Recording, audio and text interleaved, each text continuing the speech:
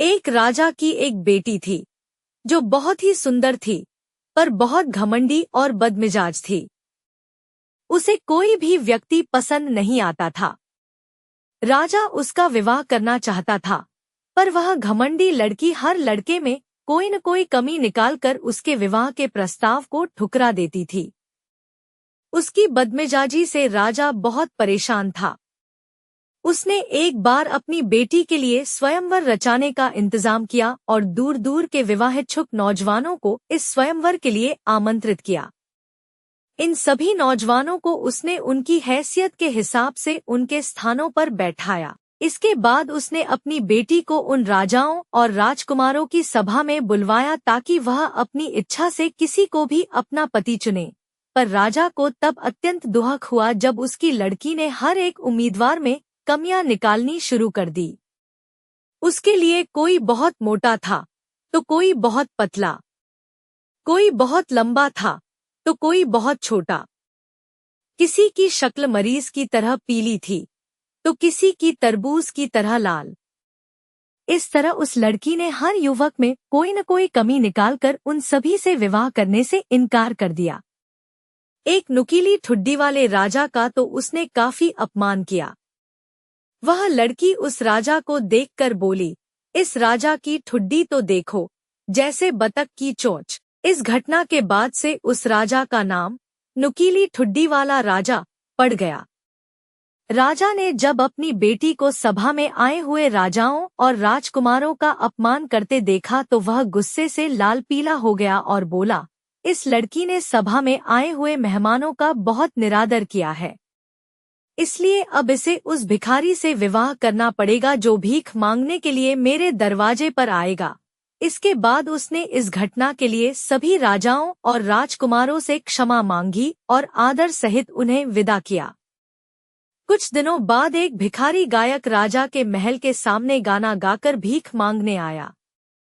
जैसे ही राजा ने उसका गाना सुना, उस भिखारी को अपने महल में बुलवाया। वह मैले कुचैले कपड़ों वाला भिखारी जब महल में पहुंचा तो राजा बोला, मुझे तुम्हारा गाना बहुत ही पसंद आया, मैं तुम्हें इसके बदले अपनी बेटी उपहार में देता हूँ।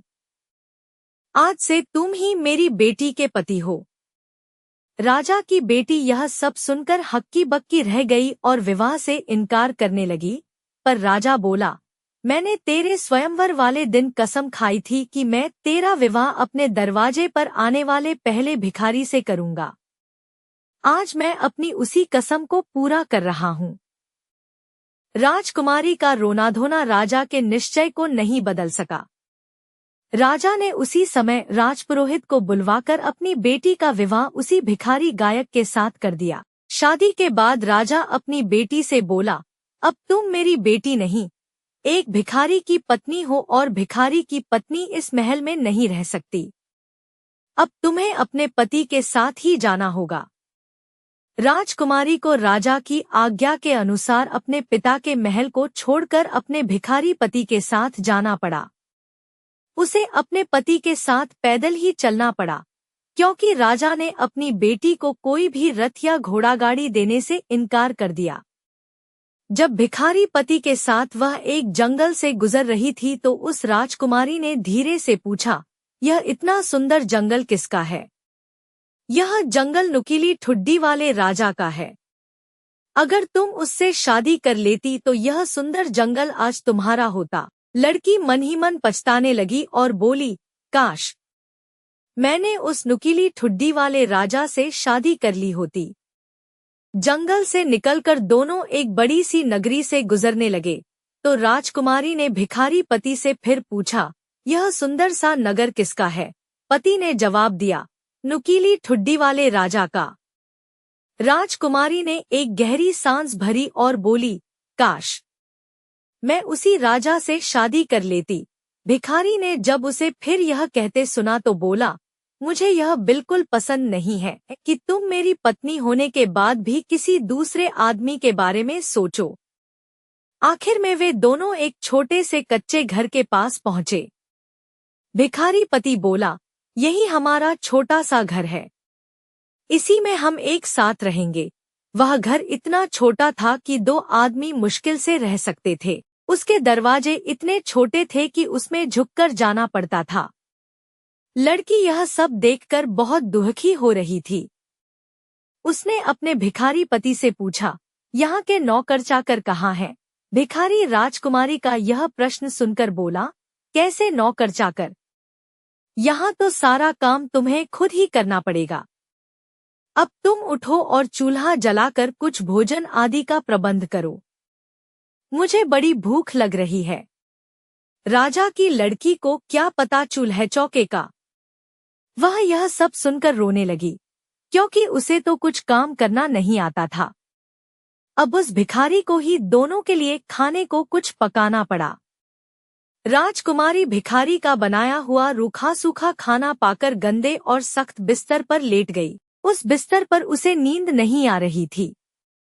वह रह रहकर अपने आप को कोस रही थी, क्योंकि इस सब के लिए उसका घमंड जिम्मेदार था। अगले दिन उसके पति ने उसे सुबह तड़के ही जगा दिया कि वह जंगल से कुछ लकड़ियां चुनकर लाए। राजकुमारी को लकड़ियां चुनने के लिए जंगल में जाना पड़ा। इसी तरह रोते धोते कुछ दिन बीत गए। घर में जो थोड़ा बहुत खाने का सामान था वह भी खत्म होने लगा। तब भिखारी पत्नी से बोला, देखो, ऐसे हाथ पर हाथ धरे बैठे रहने से काम नहीं चलेगा। हम दोनों को कुछ काम करना पड़ेगा। मैं भीख मांगना नहीं चाहता, क्योंकि एक राजकुमारी मेरी पत्नी है। अब हमें कुछ ऐसा करना पड़ेगा जिससे हम दोनों इज्जत की जिंदगी बिता सकें। मैं जंगल से कुछ बांस इकट्ठा करके लाऊंगा। तुम उससे टोकरियां तैयार करना। इतना कहकर भिखारी जंगल से बांस इकट्ठे करने चला गया। वापस आकर उसने बांसों को बारीक बारीक छीलकर टोकरी बुननी शुरू की और साथ में राजकुमारी को भी बुननी सिखाई। पर सख्त बांसों से राजकुमारी के कोमल हाथों से खून निकलने लगा। राजकुमारी के जख्मी हाथों को देखकर भिखारी बोला, यह टोकरी बनाना तुम्हारे बस की बात नहीं। तुम रुई से सूत काता करो। मैं तुम्हारे लिए रुई और चरखा ला दूंगा। अगले दिन भिखारी अपनी पत्नी के लिए चरखा और कुछ रुई ले आया, पर जब राजकुमारी ने सूत काटना शुरू किया तो तकले से उसकी अंगुलियों से खून निकलना शुरू हो गया। यह देखकर भिखारी बोला, देखा, तुम किसी भी काम के लायक नहीं हो। तुमसे शादी करके तो मैंने बहुत बड़ी मुसीबत मोल ले ली। अब मुझे कोई और काम ढूंढना पड़ेगा जिसे तुम आसानी से कर सको और तुम्हारे हाथों से खून भी न निकले। मिट्टी के बर्तन बनाने का काम ही तुम्हारे लिए सबसे ठीक रहेगा। मैं मिट्टी के बर्तन बनाऊंगा और तुम उन्हें बाजार में बेचकर आना। राजकुमारी ने सोचा कि अगर वह बाजार में बर्तन बेचने बैठेगी तो राज्य के लोग उसे पहचान जाएंगे और सब लोग उस पर हंसेंगे। उसने यह बात अपने पति से कही, पर उसने उसकी एक न सुनी और अपने बनाए हुए मिट्टी के कुछ बर्तन देकर बेचने के लिए उसे बाजार भेज दिया। भूखे मरने से अच्छा तो बेइज्जती सहन करना था। शुरू के कुछ दिन तो राजकुमारी के सारे बर्तन हाथों हाथ बिक गए और सुंदर बर्तनों के मुंहमांगे दाम उसे मिल गए। पर एक दिन राजकुमारी अपने बर्तन लेकर बाजार के एक कोने में बैठ गई। एक दिन एक शराबी सैनिक उधर से निकला। उसका घोड़ा इस लड़की की दुकान से टकराया और सारा सामान टुकड़े टुकड़े हो गया। राजकुमारी घबरा गई और रोने लगी। वह बोली, अब मेरा क्या होगा? मेरे पति क्या कहेंगे? वह भागी हुई घर गई और पति को सब कुछ बताया। वह बोला, कौन सोच सकता था कि तुम इतनी बेवकूफ निकलोगी कि मिट्टी के बर्तन बाजार के कोने में लेकर बैठोगी जहां से सब आते जाते हैं। पर अब रो नहीं। मैं समझ गया हूं कि तुम इस काम के लायक नहीं हो। मैं पहले ही राजा के महल में गया था और वहां पता लगाया या कि क्या उनकी रसोई में नौकरानी की जरूरत है। उन्होंने तुम्हें रखने का वचन दिया है। वहां तुम्हें खाने के लिए भी खूब चीजें मिलेंगी। इस तरह राजकुमारी राजा की रसोई में नौकरानी बन गई। वह रसोइये की मदद करती थी। उसे गंदे से गंदा काम करना पड़ता था।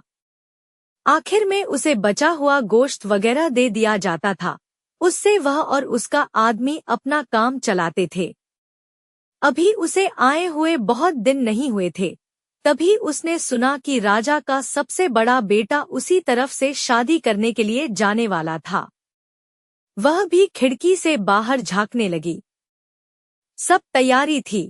सभा की पूरी चमकदमक, धूमधाम वहां दिख रही थी। वह दुखी होकर अपनी बदकिस्मती के बारे में सोच रही थी।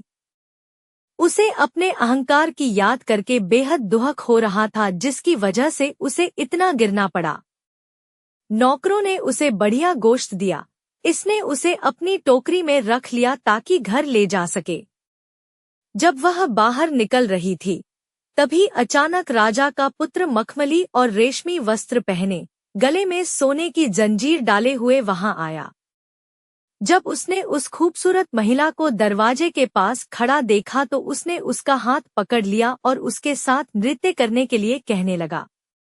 लेकिन उसने इनकार कर दिया और डर गई, क्योंकि उसने देखा कि वह नुकीली ठुड्डी वाला राजा ही था, वह प्रेमी जिसे उसने घृणा के साथ अस्वीकार कर दिया था। उसने अपने आप को छुड़ाने की बहुत कोशिश की, परंतु वह उसे हॉल में खींच कर ले गया। उसकी जेब में बंधी डोरी टूट गई और बर्तन फर्श पर गिर पड़े। सूप इधर उधर बिखर गया। लोगों ने यह देखा तो सभी हंस पड़े और उसका मजाक उड़ाया। वह शर्म से जमीन में गड़ी जा रही थी। वह दरवाजे से बाहर कूद गई और भागना चाहती थी, लेकिन एक आदमी ने उसे सीढ़ियों पर पकड़ लिया और वापस ले आया। और जब उसने उसकी ओर देखा तो वह फिर से नुकीली ठुड्डी वाला राजा था। उसने दया से उससे कहा, डरो मत।